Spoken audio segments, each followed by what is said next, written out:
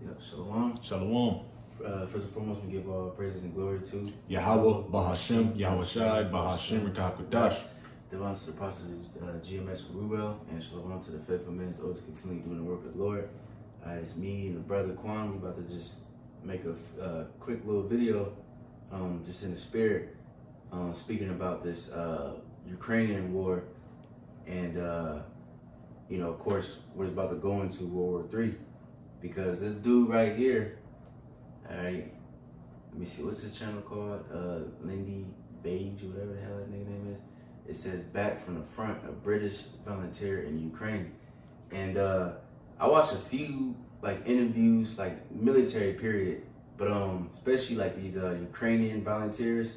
Like I seen Americans, I seen British, all Canadians, and all of them pretty much saying that shit brutal. You know what I'm saying? They getting fucked up. Of course, the American propaganda like to show that Ukraine winning and they putting up a good fight, which they putting up a fight, but they losing horribly. All right,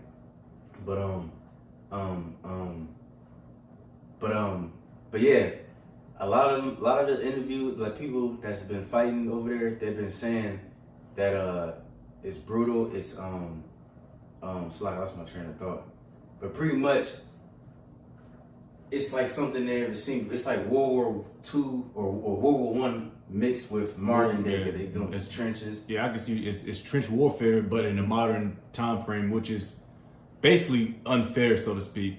Yeah, your defense strategies all different. They don't, like the bro said, they don't have what he's about to allude to.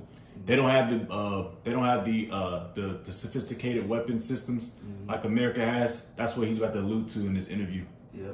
He even said that. Yeah, he was like, man, we had some bullshit, but we had to fight what we had to fight with, And the main point, like he about to say right here, he was speaking about the American volunteers. He gave props to some, like the Marines and the Rangers, but he said a lot of other ones are spoiled, and that just remind me of the scriptures we about to get in a minute. Matter of fact, we can start with that, and then we can play the video. All right, this is Jeremiah chapter 51, verse 30. It says, "The mighty men of Babylon have forborne to fight. They have remained in their holes. Their might hath failed. They became as women." Right. Yeah, that was it. No, they have burned her dwelling places. Her bars are broken. Right. You know what I mean? These people is gonna be for what it say, for born to born to fight.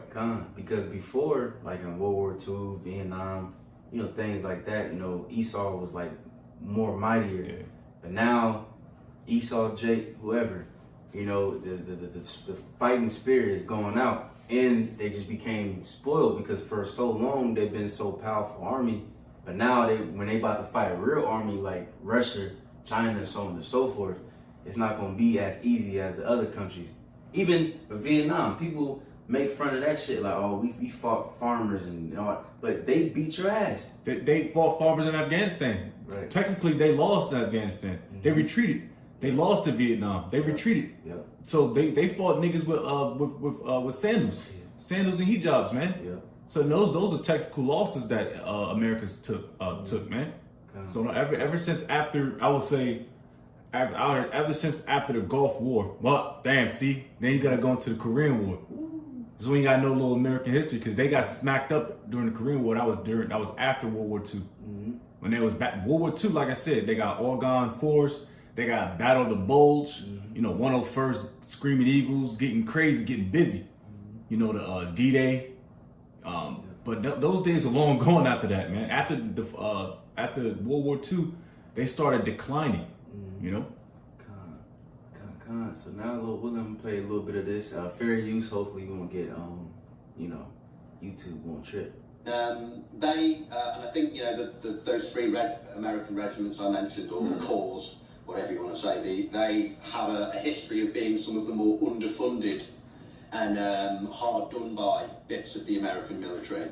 So therefore, it fosters a more British attitude towards soldiering, which is make, do and mend, get on with what you have, and you fight the war, you fight the war with the weapons you have, not the weapons you want, And they were some really sorry, but a lot of the Americans, the only way to describe them is spoiled, really. You know, it's very easy to be the best army in the world when you can get an F-16 to go and blow up a mortar team on a hillside. You know? But, yeah. And I heard one of them going, we need air support! And it's just like crickets suddenly, like, you know, air support? I haven't seen a fighter plane this whole bloody war. They're all over Kiev, keeping the president safe, you know? Like, we don't get air support, mate, you know? It's a myth. And he's not even Ukrainian. He's not even Ukrainian. He's a British volunteer. I thought he was Aussie, but he's a British volunteer from the UK. Yeah. Damn, even from somebody from the EU to say that is astounding, to say the least. Well, to be fair, America, them niggas ain't been in war in a long time either. So let's just be frank, all right? Just like how China never touched. China ain't been in war ever since either. They ain't been in war yet ever. So they could talk this shit too, you know, because you could talk the shit too. But now it's a little balance to it, you know, because America been in war over 200 some odd years, man, since its inception, you know. Let me see. I think there might be a little bit more. Getting artillery support, it might take a few hours. You know, we can't just get on the blower and have whatever's in front of us flattened. Not at that point, anyway. You know? What about getting you to a field hospital if you're injured? And then also he goes into like, if you get injured, sometimes you just through. You just gotta wait or whatever the case is. You know, if you want to watch the rest on your own time. But that was the main point right there.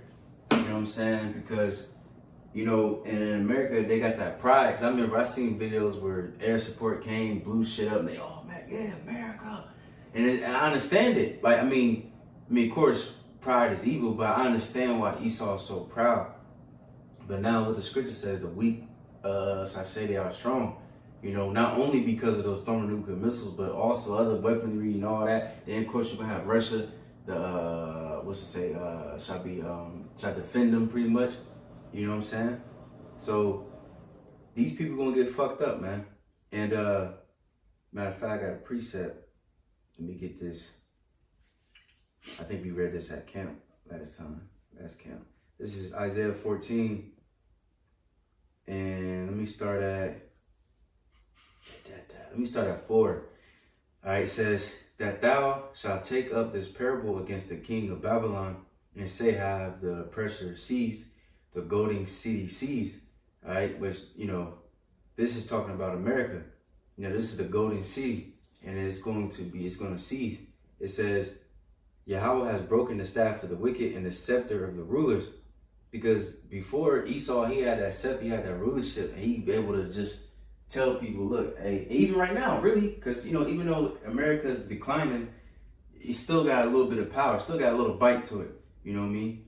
But just like your boy Trump, like he so-called said, he ended 8 wars in 9 months, you know? Even when they did that situation in Iran, what was them B-2 bombers? Yeah, the stealth bombers, yeah. The world was scared. Even the Europe nations, they was calling him daddy. It was all weird and shit. I don't know if you seen that video. No. But they was like, oh yeah, Daddy Trump, and it was weird. But you seen people, it was like that World War II spirit when they dropped those 2 bombs on Japan. And that put people like, oh shit, all right, calm down. You know what I mean? But now the Lord still don't give a fuck, because what scripture says, the Lord gonna put hooks in their jaws, the Russians. You know what I mean? And it's gonna get to the point where people is gonna stop being afraid of this place. All right? No matter what weaponry you got. You see? It says, he who smote the people in wrath with a continual stroke, he that ruled the nations in anger is persecuted, and none hindereth. All right? And we seen that. You know, like the brother mentioned different wars, you know, the Korean War, Vietnam, you know, Iraq, you got Afghanistan, so on and so forth. Esau was going there stretching shit, fucking niggas up. You know what I mean? You know, but now the tables are gonna turn. Let me see, I think I got a little bit more. So like, let me skip down to 9. It says, hell from beneath is moved for thee to meet thee at thy coming. It stirreth up the dead for thee, even the chief ones of the earth. They have raised up from their thrones all the kings of the nation. It says, all they shall speak and say unto thee, art thou also weak as we? Art thou become like unto us? Thy pomp And that's what, like the scripture we just quoted, the weak shall say that they are strong, all right? And America is becoming more and more a laughing stock, you know, because before we used to laugh at people, y'all unsophisticated or whatever. Even I pronounced that very wrong. Y'all just fucking goat herders and shepherds and whatever the fuck, niggas in sandals, which is true. I still is saying niggers and shit, but now the jokes is on America now. That's true. I got a quick little story. I was in I forget what year, circa 2017. We was at JRTC in Fort Polk, Louisiana. We're doing a month-long training mission, and I was talking to these Tiranians, which is North Africans, and we were just asking questions because y'all Jake was in the truth, so to speak. I believe it might be after, I don't fucking know when we were after 18, I believe. Okay. And we was talking to these Tiranians, me and my squad brothers. And I told them it was Jake's, and I'm like, yo, what you think about America? And he was just talking mad shit. They suck. I'm like, yeah, they suck. They can't train. I'm like, yeah, you're right. You're right. I couldn't say that. I couldn't combat them. I couldn't say anything wrong. I'm like, because they looking around, they see all nothing but women walking around like moles and shit. Like nobody looks the strength. They don't look tough no more. Right. I mean, of course you got a few guys like myself, but they laughing at you people. Turanians, probably their military is tiny. They ain't even got matching uniforms, but they laughing at America. Damn, that's bad. That's bad, bro. I would be so embarrassed if I was America. Like, yeah, Esau with the rosy cheeks, but they walking past and we just shooting the shit. I don't know what they saying half of the time, but I know what they talking about when they talk shit about America. Yeah. Damn, that's crazy. Yeah, man. It says, what was that? Verse 11 is the main point. It says, thy pomp is brought down to the grave, and the noise of thy vows, the worm is spread under thee, and the worms cover thee. Right? Thy pomp, you know, because I remember we read this at camp, and the other translation, I think NLT, says thy might, you know, is weakened, is fallen, is brought down. You know what I'm saying? And the worm is spread over you. Going to the infrastructure is through, the economy is collapsing, everything, the morals, everything is just collapsing. Like we was bringing out again, the camp, military. What was it? Military, money, religious, and economy. Right. Yep. But yeah, that was it. Yep. Man, got a Psalm 76 and 5 out of the Great News Bible translation. It says they're brave, because it translates to what this UK soldier is talking about. All right, because like I said, you can't go toe to toe with majority of these Ukrainian soldiers because, like I said, their aircraft, they don't have aircraft. They don't have any F-16s, Soul-Force, B-2 stealth bombers, and forget what they call them, big ass mortars that can go kilometers to hit up, like you said, a hit point on a mortar team. No, they ain't had that. It was ground to ground, and people and soldiers forgot that art, you know, that style of war. It says the brave soldiers have been stripped of all they had, and now are sleeping the sleep of death, and all their strength and skill was useless. So, hey, your fighter pilots are useless in that war. All right, of course, now when we go to the Valley of Yehoshaphat, now everything's gonna be bopping, everything will be jumping. You're gonna have mad pilots everywhere, flying, zipping, and then Yehoshaphat, of course, is gonna circumvent all that shit, you know. But you're gonna have troops, ground troops. You're gonna have troops in the water. You got the Navy. You're gonna have the Air Force. It's gonna be crazy out there, man. All right, but right now, like you said, the UK talking about how American soldiers are spoiled. So all you gotta do is send in a JDAM or some like I said, some Casevac, Casevac, yeah. Like the bro said, they said if your troops get hurt, they're immobile. They just gonna have to sit there and wait until ground forces arrive. Casevac or Medevac arrives, not Casevac. Casevac is air. They didn't have air. Air is hot. Air is cold. You know, shows how spoiled America is, man. And it also shows how mighty they are too, as well. Hell yeah, just like that movie, we gotta mention that, the Warfare. Ooh-wee. It kept showing that, was it Force? Yeah, it showed Force. You know, and them niggas, what was it? That was in Afghanistan? Nah, that was in Iraq. Okay, Iraq. Them niggas was mighty, cause like, them jets, whatever, was on the shore of Force, and they was like, man, they kept going. You know what I'm saying? So, it's like, man, it's It's really just beautiful how the Lord is really just, because like he's the ultimate chess player. You know, he controls all sides. You know, America is mighty, you know, because his money, his influence, his weapons, all that good shit. But these other smaller countries that they invading and shit, they mighty as hell too. Yeah. Because to go and attack, just say fuck it, we about to just kill these, you know, do our best, whatever the case is, and keep fighting for years and years. That's mighty as hell, man. Very mighty. You know, but them niggas gonna die too when the Lord return. You know, because all these different armies, America, Russia, so on and so forth, they gonna fall because the Lord's gonna destroy them with those chariots. Yeah, and I believe through Spirit. This is years ago. I believe, which I can probably do some research on it. Not too much of a big deal. They said Afghanistan is where soldiers die or where armies die, because nobody's able to get past Afghanistan. Afghanistan has some of the worst terrain in the world. You know, because like I said, those Afghanistans, they use the mountains, the hills, the valleys to their advantage. You know, for ambushes, to get low, you know, to shoot and move. You know, but they said that's where Alexandria, the freak, that's where he couldn't compass, so to speak. That's what I heard. I might have to do a little more research on it, but that's what they said. That's where all armies died. I think too, I make cause like I said, I gotta go into it again too. But I think Alexander, he like wrote to his mother or something like that, and I think he was talking about you said Afghanistan, right? I think he said like each step is like a how do you describe it? It's like a damn, I forgot how he described it, but he pretty much is just going into how difficult it was, and he like. It was, I can't remember the words, so like maybe, you know, probably study it and do a video on it. But anyway, this is I got one last one. I mean, unless you got something kind. This is Zephaniah 1 and let me start at 14. It says, the great day of Yahweh is near, it is near and hasteth greatly. Even the voice of the day of Yahweh, the mighty man shall cry there bitterly. You know what I'm saying? So that said a lot. It said the great day of Yahweh is near. You know, and that's a day of darkness, gloominess, like the book of Amos said. You know, because World War I, you know, they thought that was going to be the war that ends all wars. Then you had, you know, of course, according to prophecy, it's 2 more. But World War I was gruesome, brutal. World War II was even worse. So how much more World War III? You know what I'm saying? With thermonuclear missiles and whatever else technology they got. You know what I'm saying? And then, of course, on top of that, you know, the Lord's going to make his grand entrance. So that's, man.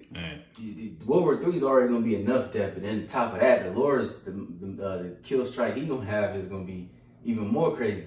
You know what I'm saying? It says, even the voice of the day of Yahweh, the mighty man shall cry there bitterly. You know, the mighty men, like the dude was saying, you know, people spoiled and, you know, like I said, I watched other interviews and they was like, man, damn, I seen so many people die like just like that, and it's crazy.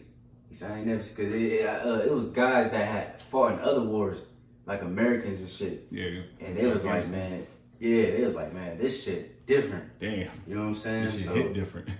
So it's man. So let's say, Lord willing, up next World War III. So Lord willing, may the Lord protect us, and we won't have to be in that battle. You know, get fucking drafted or some shit. You know what I mean? And for all the other niggas, these damn heathen and these 2/3 niggas, them thug niggas, let them be sent to the front line. Yeah. You know?